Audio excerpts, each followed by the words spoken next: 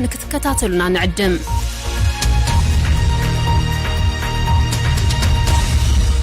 كون سجنتا BBC أفان أوروموتي نولين ترا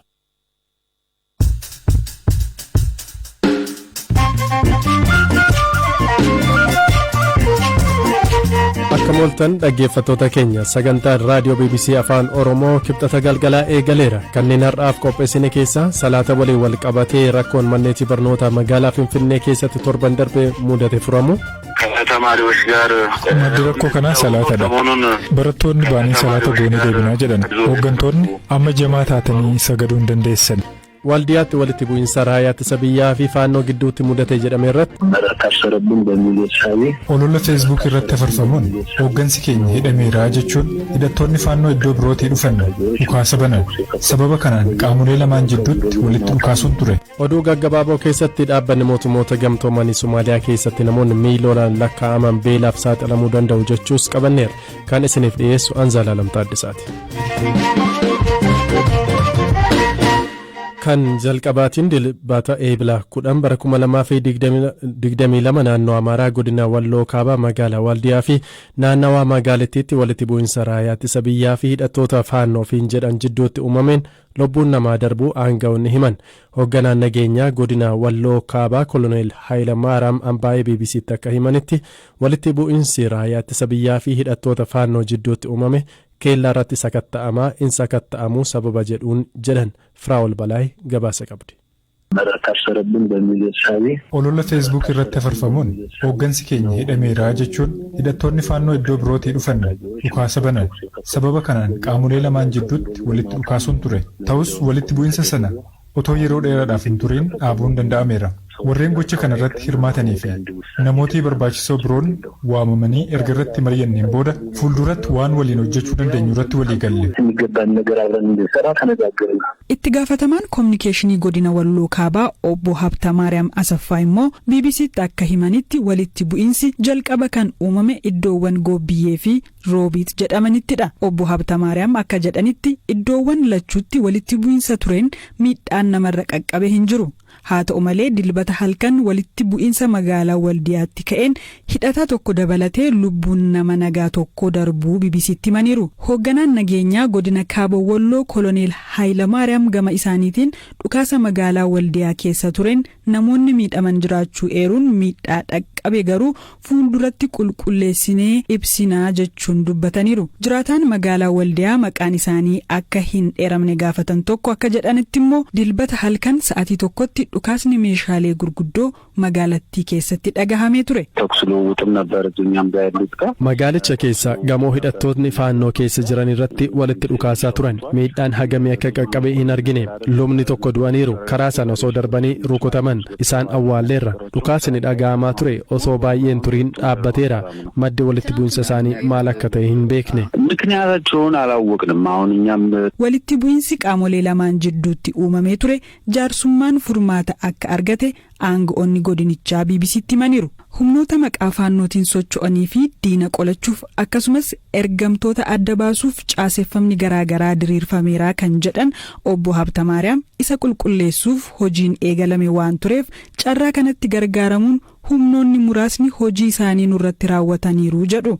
Raayyaan ittisaa fi faannoon adda bahaniiru oduun jedhu dhara kan jedhan obbo Habtamaariyaam faannoon hirkoo raayyaa ittisa keenyaati raayyaan ittisaas reeshinii fi meeshaalee deeggarsaa faannoof ni dhiyeessaa jechuun waldhabbiin ture mariin furamuu dubbataniiru faannoon gurmuu dargaggootaa waraana kaaba Itoophiyaa keessatti raayyaa ittisaa fi humna addaa naannoo Amaaraa waliin hiriiruun finciltoota Tigraay akka lolaniif mootummaan naannichaa leenjisee hidhachiisaa turedha aangootni mootummaa naannoo Oromiyaa humnoota finxaaleeyyii jechuun kan waaman hidhattoota faannoo haleellaa xumura ji'a darbee lubbuu milishoota 26 galaafateef itti gaafatamtoota taasisaniiru dhaabonni mirga namoomaaf falman Amnesty International fi Human Rights Watch sarbama mirga namoomaa lixa Tigraayin wal qabate ibsa torbee darbee baasaniin gareen faannoo jedhamu hidhannoo akka hiikkatu gaafataniiru.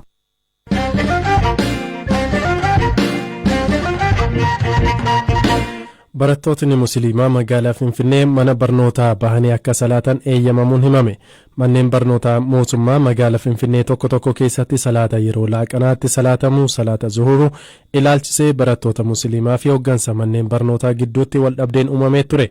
Pireezidaantii ittaanaa mana maree olaanaa dhimmoota islaamummaa Finfinnee Sheek Ali Mohaammed Shifaa haalatti rakkoo mudate furan BBC'tti himaniiru.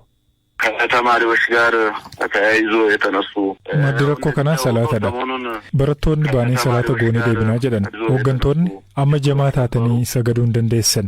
Manni barumsaa bakka amantaa itti agarsiistan miti kan jedhu mudatee ture. Kanatu wal dhibdee uume. Uumii dhimma Islaamaa Finfinnee hoogganaa biiroo barnoota Finfinnee fi hooggansa nageenyaa waliin taanee marii gaggeessineerra.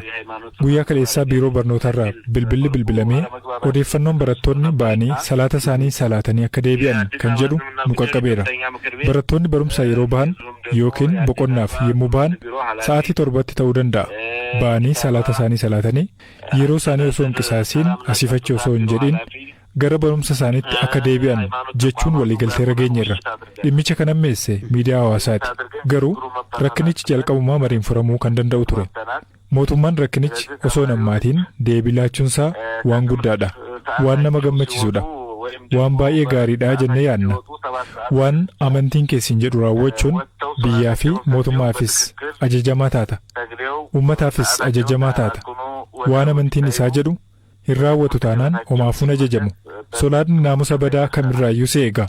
Barattoonni keenyas karaa nagaa salaatanii karaa nagaa gara barumsa isaaniitti akka deebi'anidha. Ammas kan walii galle. አስፈላጊ ስለሆነ በዚህ ጉዳይ ላይ ያው በቀጥታ ነው ውይይት ያደረግነው። Waldiddaa kutaa magaalaa Lammii Kuraa mana barnootaa Edgat Corraa jedhamu keessatti uumameen barattootni lakkoofsaan 30 ta'an hidhamanii akka turanii fi boodarra gadhiifamus dubbataniiru. Biiroon Kominikeeshinii magaalaa Finfinnee gabaasa toora Feesbuukii isaarratti baaseen biiroon bulchiinsa nagaa fi tasgabbii magaalichaa rakkoo manneen barnootaa tokko tokko keessatti uumame ilaalchisee hooggantoota yaa'ii dhaabbilee amantaa magaalaa Finfinnee fi biiroo barnootaa magaalaa Finfinnee waliin mari'achuusaa himeera. Maricha irrattis manneen barnootaa dhaabbilee sochiin amantaa ittiin taasifamne akka ta'an beekamus akkaataa kanaan faallaa ta'een garuu wantootni dhiibbaan qaamolee ajandaa siyaasaa raawwachiisuu barbaadanii jiraachuu akka malu agarsiisan mul'ateera jedhee ture. Rakkoon kun manneen barnootaa dhuunfaa tokko tokko keessattis ka'eera. Hedduu ta'uu baatanis gara Aqaaqii Qaallitti mudateera. Bakka biraas jira oduun jedhu jira. Irra caala garuu manneen barnootaa mootummaa keessadha jedhama. Haala qabatamaa biyyi keessa jirtu waan beekamuuf karaa qajeelaa yaaduu barbaachisa.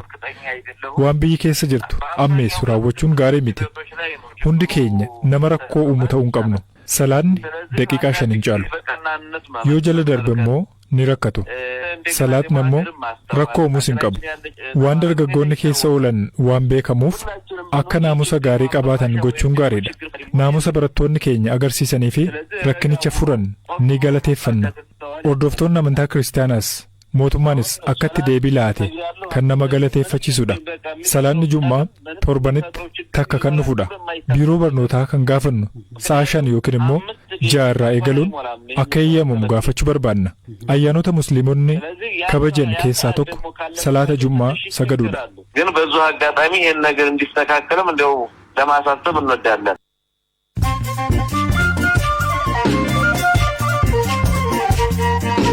Kan dhaggeeffataa jirtan sagantaa raadiyoo BBC as magaalaa Naayiroobii irraati isiniif darbaa jirudha. Gidduutti oduun gaggabaaboon isinitti hima.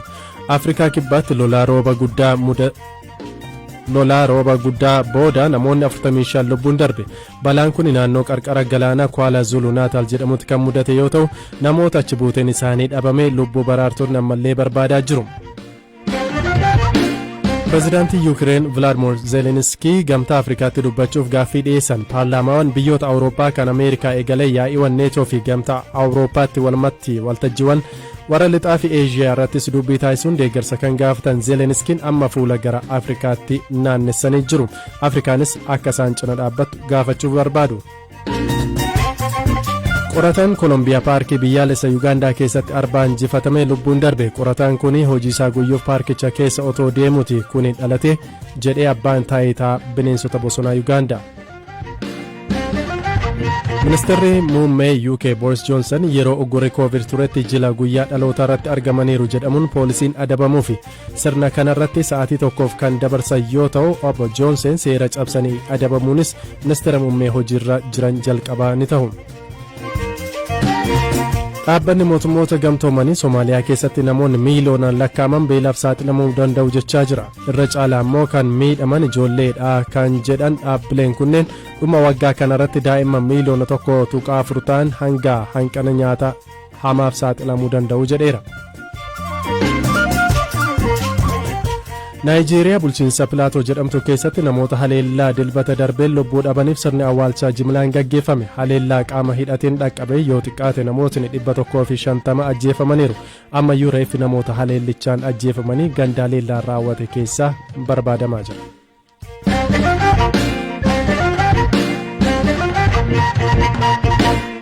Gara dhimma ittaanuu qabanneetti yoo ceenu tibbana magaalaa chaayinaa shaangaay sababii koovidiin uggura sochii jabaa keessa jiraachuun dhaga'ameera.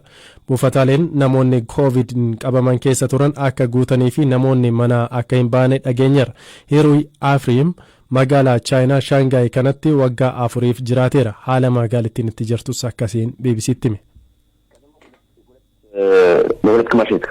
Magaalichi lagaan kan hiramedha. Gara lixaaf bahaatti jechuudha. Namni baay'een kan jiraatu gara lixaatti. Gara bahaarra guyyaa 5 guutummaatti ugguramee ture. Homtuun socho'u ture. Ambulaansii qofatu asii fi achi adeema ture. Isa booda gara lixaatti dhufanii ugguran. Amma garuu mooraawwan mana jireenyaa banamuu jalqabaniiru. Seerri isaanii namni koovidiin qabame isin bira jiraannaan guyyaa 14 ugguramuu qabduu ka jedhu. Mooraa kee keessatti garuu socho'uu ni dandeessa. Waan nyaataa kuduraaf muduraa mootummaan manatti erga. Mana kee teesses ajajachuu ni dandeessa. Bishaanis yeroo cufamuuf jedhu bitadhee guyyoota 12f isa fayyadameen ture. Buufatni namoonni koovidiin qabamanitti yaalaman guutee amma haaraa lamaan tokko banaa jiru. Namoonni Itoophiyaa fi Eertiraa baay'een hin jiran. Garuu ani hiriyoota muraasa qaba. Ayyaanaaf wal agarree biddeena nyaannaa jennee ture. Sababa uggura kanaan akka wal arginu ilaalaga. በዚህ ጉዳይ እናይለን እንድናረግ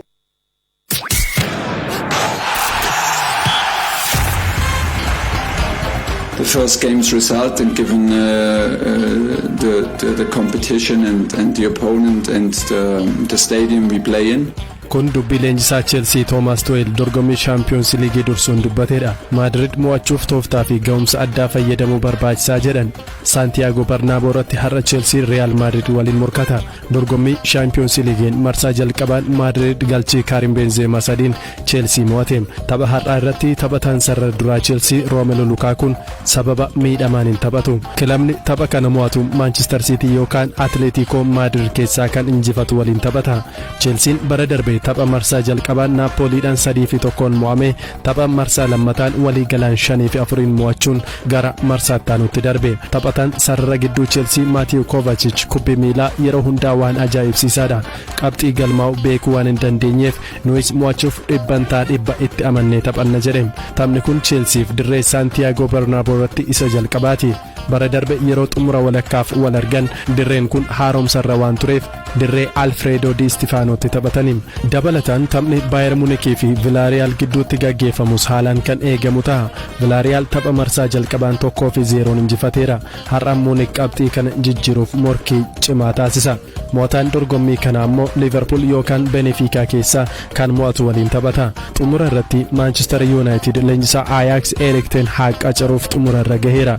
Leenjisaan kun falaasama kubbaa miilaa hordofuun jajama. Gara kilaba guddaa kan deemuu barbaadus sadarkaa idil addunyaatti hojii leenjisummaa isaa kana agarsiisuuf malee maallaqaaf akka hin taane himama.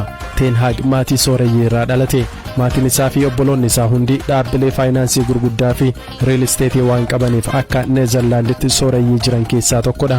Kanaaf kubbaa miilaa malee dhimma maallaqaa isaaf homaa akka hin taane himamaa fi Manchester United erga Ferguson soorama bahanii waancaa Premier League injifachuu waan hin dandeenyeef leenjisaan kun kilabicha deebisee ijaara jedhametti amanama.